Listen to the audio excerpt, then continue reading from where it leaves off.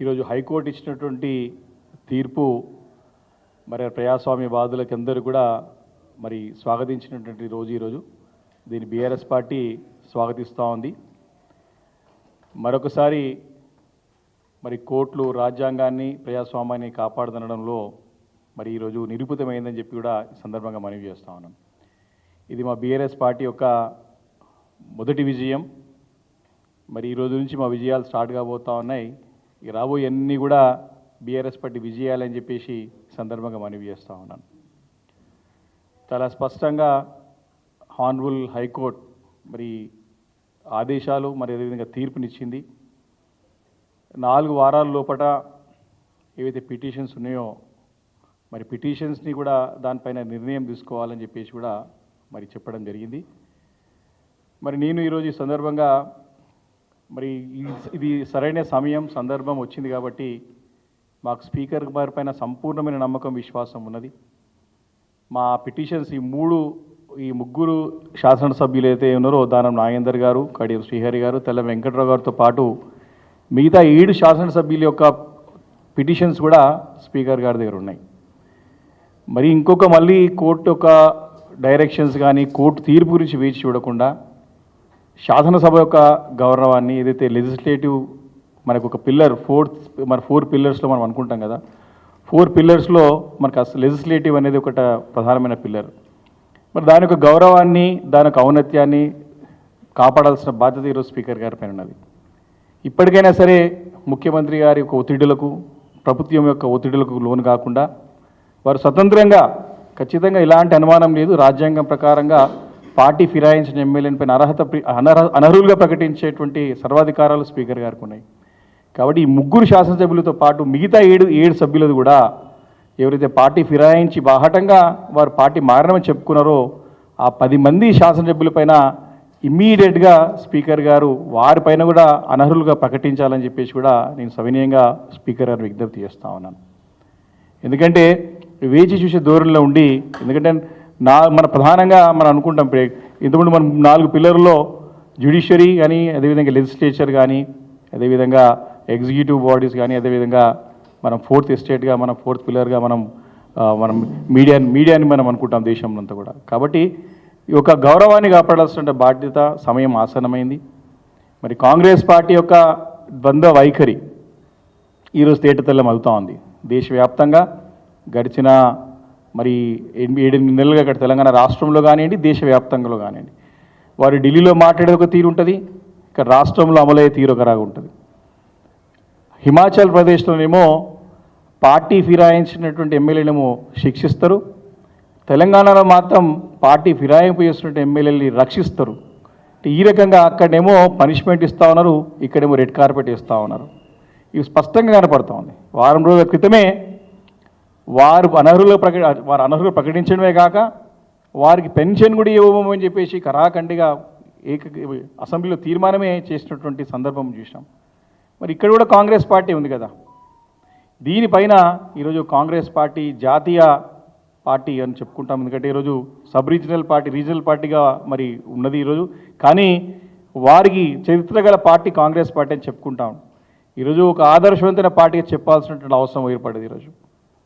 ఈరోజు వారు స్పష్టంగా దీనిపైన సమాధానం కూడా మేము అధికారంలో రాగానే ఇమీడియట్గా ఆటోమేటిక్గా డిస్క్వాలిఫై అయ్యేటట్టు చట్టం తీసుకొస్తామని చెప్పేసి పదే రాహుల్ గాంధీ గారు అనేక సభల్లో చెప్పడం చూసినాం. వారి మేనిఫెస్టోలో పెట్టుకున్నారు.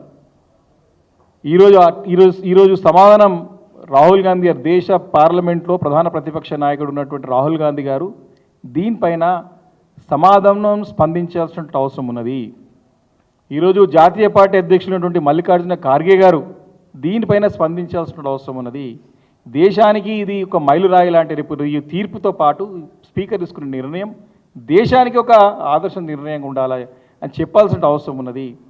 ఇది రేపు అందరూ కూడా అన్ని రాష్ట్రాలకి దేశంలో ఉన్న ప్రతి ఒక్క లెజిస్లేటివ్ పార్టీ ప్రతి ఒక్క పార్టీకి కూడా ఈరోజు ఈ తీర్పు అనేది ఒక పునాది రాయి. దీంతో ఇది ఆదర్శంతం కావాల్సిన అవసరం ఉన్నది. కాబట్టి కాంగ్రెస్ పార్టీ మరి తమ ద్వంద్వ వైఖరిగా కాపాడుకునే ప్రయత్నం చేస్తుందా ఇక్కడ, లేకపోతే చట్ట ప్రకారం రాజ్యాంగాన్ని కాపాడుకునే దానికి ప్రజాస్వామ్యాన్ని కాపాడుకునే నిర్ణయం తీసుకుంటుందా? దీనిపైన వేచి చూస్తాం. ఎట్టి పరిస్థితుల్లో అన్ని ఆధారాలతో పాటు అన్ని తేటతెల్లమైపోయింది. 10 మంది పార్టీ ఫిరాయించినటువంటి ఎమ్మెల్యేలని ఇమ్మీడియట్గా అనర్హులుగా ప్రకటించాల్సినటువంటి అవసరం ఏర్పడ్డది. మళ్ళీ ఇది కోర్టు ద్వారా చేసే అవకాశం మరి స్పీకర్ గారు చేయొద్దని చెప్పేసి నేను మనస్ఫూర్తిగా కోరుతా ఉన్నాను. ఎందుకంటే మనకు గౌరవం ఉన్నది. ప్రజలు ఎంతో నమ్మకంతో ఈరోజు కాంగ్రెస్ పార్టీకి ఈరోజు రాష్ట్రంలో అధికారం ఇచ్చినారు.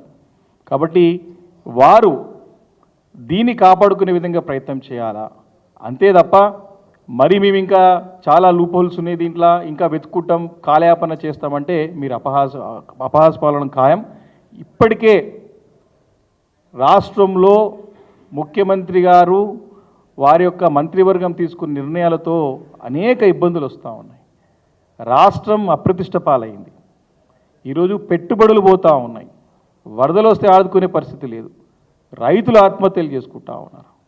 ఈరోజు బాధాకరమైన పరిస్థితి ఏంటంటే తెలంగాణ రాష్ట్రం ఏర్పడిన నుంచి కూడా 10 సంవత్సరాల బీఆర్ఎస్ ప్రభుత్వం కేసీఆర్ నాయకత్వంలో అనేక అవార్డులు, జాతీయ అంతర్జాతీయ అవార్డులు అందుకున్నటువంటి చరిత్ర ఉన్నది.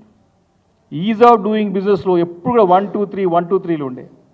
మొన్న 10వ స్థానం కూడా 10 ర్యాంకులో ఒక్క ర్యాంక్ కూడా రాలేకపోయినది. కాబట్టి ఈ రకంగా కాంగ్రెస్ పార్టీ తీసుకునే నిర్ణయాలతో అన్ని రంగాల్లో వైఫల్యాలు చెందుతూ ఇబ్బంది పడుతున్న తరుణం ఇది. అట్లీస్ట్ ఈ ప్రజాస్వామ్యాన్ని కాపాడే విధంగా, రాజ్యాంగాన్ని కాపాడే విధంగానైనా సరే కాంగ్రెస్ పార్టీ నిర్ణయాలు ఉండాలి. స్పీకర్ గారి పైన ఒత్తిడి లేకుండా ఉండాలా. స్పీకర్ గారు స్వతంత్రంగా ఇండిపెండెంట్గా వ్యవహరించాలని చెప్పేసి కూడా మీ బీఆర్ఎస్ పార్టీ తరఫున వారిని కోరుతా ఉన్నాం. కాబట్టి న్యాయస్థానాలపైన సంపూర్ణమైన నమ్మకాన్ని మొదటి నుంచి కూడా మాకు విశ్వాసాన్ని మేము వ్యక్తం చేస్తూనే ఉన్నాం. మా పార్టీ అధినేత కేసీఆర్ గారు, మా పార్టీ కార్యనిర్వాహక అధ్యక్షులు కేటీఆర్ గారు పదే చెప్పినారు. సుప్రీంకోర్టు ఒక తీర్పు స్పష్టంగా ఉన్నది, 100 రోజుల్లో నిర్ణయం తీసుకోవాలా, నిర్ణయం కూడా మరి చట్టానికి లోబడి ఉండాలని చెప్పి పదే చెప్పినారు. ఖచ్చితంగా వీటికి ఉప ఎన్నికలు రాబోతా ఉన్నాయి అని చెప్పినటువంటి సందర్భం నిజం కాబోతా ఉన్నది. కాబట్టి ఇప్పటికైనా సరే నిష్పక్షపాతంగా మరి దీన్ని ఇండిపెండెంట్గా వారి సొంతంగా మరి స్పీకర్ గారు నిర్ణయం తీసుకోవాలని చెప్పేసి కూడా నేను కోరుకుంటూ, మరి తప్పకుండా చట్టం అనేది మరి మాకున్నది. ఖచ్చితంగా డెఫినెట్గా 100% పూర్తి విశ్వాసం ఉంది మాకు.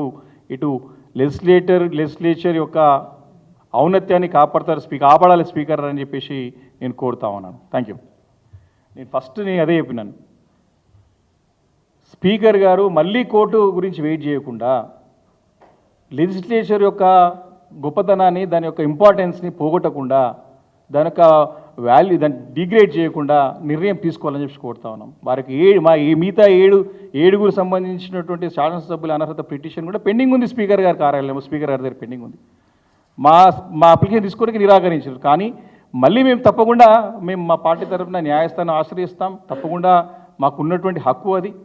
కాబట్టి వారు అక్కడి వరకు వెయిట్ చేయకుండా మిగతా 7 సభ్యులది కూడా ఈ 4 వారాల లోపల నిర్ణయం తీసుకుంటే మన లెజిస్లేచర్కి గౌరవం పెరిగే విధంగా, అందరికీ గౌరవం. రేపు పొద్దున ఒక అధికారం ఉండొచ్చు, ఉండకపోవచ్చు. కాబట్టి సుప్రీంకోర్టు ఒక తీర్పునిచ్చింది, ఒక మనకి ల్యాండ్ మార్క్ డిసిషన్ ఇప్పుడు అది. దాన్ని అందరూ కూడా ఫాలో అవ్వాల్సిన అవసరం ఉన్నది. కాబట్టి తప్పకుండా స్పీకర్ గారు మిగతా 7 సభ్యులు కూడా నిర్ణయం తీసుకోవాలని చెప్పి కోరుతా ఉన్నాను.